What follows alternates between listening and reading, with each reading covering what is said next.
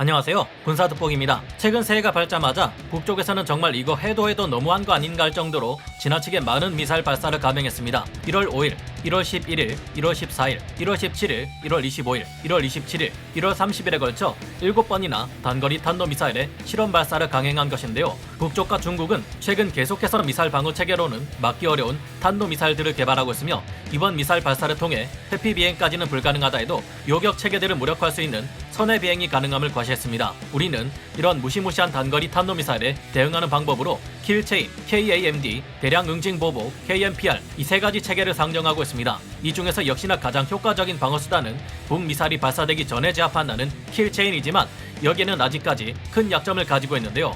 북쪽의 미사일 발사 징후를 포착할 경우 사전에 이를 선제 타격해 무력화시킨다는 킬체인의 경우 이를 사전에 탐지할 정보 자산이 부족하다는 문제가 있습니다. 북에서 발사되는 탄도탄은 발사 준비 시간이 1시간 정도이며 장사정포는 30분 정도이기에 이를 24시간 살필 수 있는 실시간 정보 자산이 있어야 하는데 한국군 단독으로 이를 가능하게 만들 방법이 없다는 것입니다. 한국군도 킬체인을 가능하게 하기 위해 글로벌 호크 블록 30을 도입하고 백업을 해줄 전략 중고도 무인 정찰기, 군단급 무인 정찰기를 전력화하겠다는 계획을 가지고 있지만 이 모든 것이 준비되기까지는 오랜 시간이 걸린다는 것이 큰 문제인데요. 이런 와중에 북에서는 발사 후 서울까지의 타격 시간이 불과 1분밖에 걸리지 않는다는 극초음속 미사일 화성 8형까지 개발하고 있으니 큰 문제입니다. 그런데 최근 한국이 광범위한 탐지 자산의 증가 없이 아군 탄도 미사일에 적용하는 신기술만으로 훨씬 빨리 대응해 적의 탄도 미사일을 사전에 제압해 무력화할 수 있는 획기적인 무기 체계를 만들고 있어 주목받고 있습니다. 앞으로 이것이 전력화되면 이제까지 실현시키기 어려웠던 킬체인이 가능해질 확률이 크게 올라갈 것으로 보이는데요.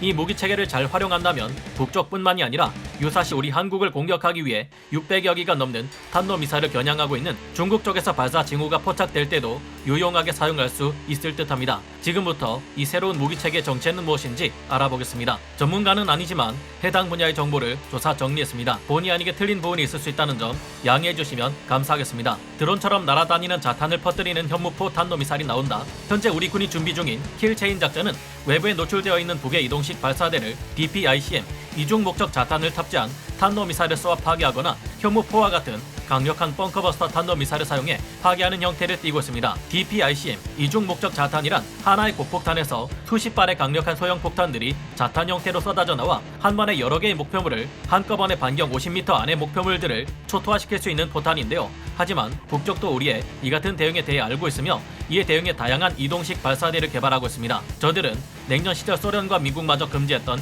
열차 이동식 탄도미사일까지 개발해 이번에 실제로 발사를 강행했습니다. 북쪽은 정찰 위성 추적이 불가능한 숲이나 산악 등 험준한 지형에 이동식 미사일 발사대를 숨겨놓고 이를 기습적으로 전기에 발사하는 역량을 더욱 강화해 우리 군의 킬체인 대응을 어렵게 만들고 있습니다. 가짜 미사일 발사대인 더미 발사대를 활용하는 것 또한 킬체인의 실행을 어렵게 만드는 요소 중 하나인데요. 그런데 우리가 쏘는 탄도미사일에서 이중 목적 자탄보다 더욱 많고 치명적인 자탄들이 넓은 반경을 초토화시킨다면 어떨까요? 그 자탄들 하나하나가 단순히 목표물에 떨어져 폭발하기만 하는 것이 아니라 날개를 전개시켜 감시 정찰을 수행하다가 진짜 탄도미사일을 발견할 경우 그때 정확하게 목표물로 날아가 타격할 수 있다면 어떨까요? 바로 이런 무기를 현재 우리 한국이 개발하고 있습니다. 지난 2021년 국방학술대회를 통해 국방과학연구소의 미사일 탑재용 장입 유도 로켓 개발 연구라는 논문이 공개되었는데요. 이 논문에서는 국방과학연구소가 자체적으로 개발해낸 한국형 탄도미사일 탑재형 지능형 유도 자탄에 관한 시험 자료와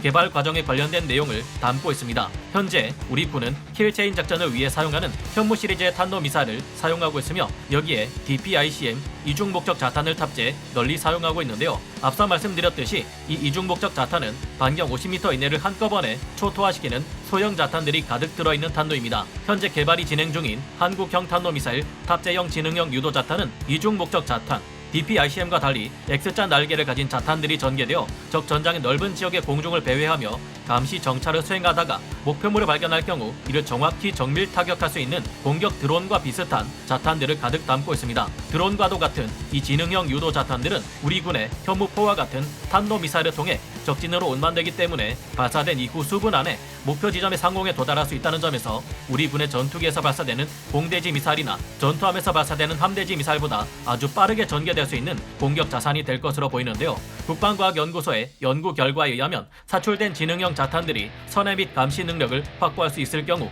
지금의 킬체인보다 훨씬 뛰어난 공격 성공률을 자랑하는 타격 체계가 될 것으로 보고 있습니다. 국방과학연구소는 이 지능형 자탄의 기술적 가능성을 검증하기 위해 2019년 10월부터 2020년 12월까지 15개월간 자체 연구를 통해 탄도미사일로 운반할 수 있는 유도 자탄을 개발하고 테스트해 왔습니다. 한국형 탄도미사일 탑재형 지능형 유도 자탄은 어떤 것인가? 국방과학연구소가 독자 개발한 유도 자탄은 이스라엘의 히어로 120 공격 드론과 유사한 형태를 가지고 있는데요. 히어로 120 공격 드론은 직경이 120mm 내외이며 길이가 1.34m 정도의 12kg의 중량을 가지고 있습니다. 이스라엘의 히어로 120 공격 드론은 1.41m 길이의 X자형의 독특한 날개를 가지고 있는데요. 이 자탄은 4.5kg의 탄두 중량을 가지고 있으며 60분 동안 공중에서 배회하며 정확한 목표물의 위치를 찾아 정밀 타격할 수 있는 성능을 가지고 있습니다. X자형의 날개는 양력 측면에서 다소 불리하지만 기동 성능 면에서는 더 유리한 특성을 가지고 있다고 하는데요. 아직 국가연이 개발 중인 지능형 유도 자탄의 크기라든지 탄두 중량 등의 정확한 정보는 공개된 것이 없지만 히어로 120과 유사한 X자형의 날개를 가지고 있다는 것을 한눈에 발견할 수 있습니다. 즉 국가연이 개발한 지능형 유도 자탄은 장시간 비행하는 것보다는 높은 기동성을 확보하는 것에 더 중점을 두었고 그 결과 종말 단계에서 더욱 우수한 명중률을 보장한다고 합니다. 사실 이 같은 형태의 지능형 유도 자탄과 비슷한 형태의 무기체계를 과거에 미군이 이미 개발한 바 있는데요. 바로 미국 공군이 1998년부터 개발했던 저가격 자동형 공격 시스템 로카스가 그것입니다. 로카스는 항공기에서 투하해 기상에서 이동 중인 장갑, 비장갑 차량을 다양한 방식으로 격파하는 것이 목표였는데요. 로카스의 가장 큰 특징은 AGM-65 매버릭 미사일이나 AGM-114 헬파이어 미사일 등 기존의 공대지, 대전차 미사일과 구분되는 큰 차이점이 하나 있었는데 긴 채공 시간을 보장하도록 설계되었다는 것입니다. 이전까지 대전차 미사일과 같은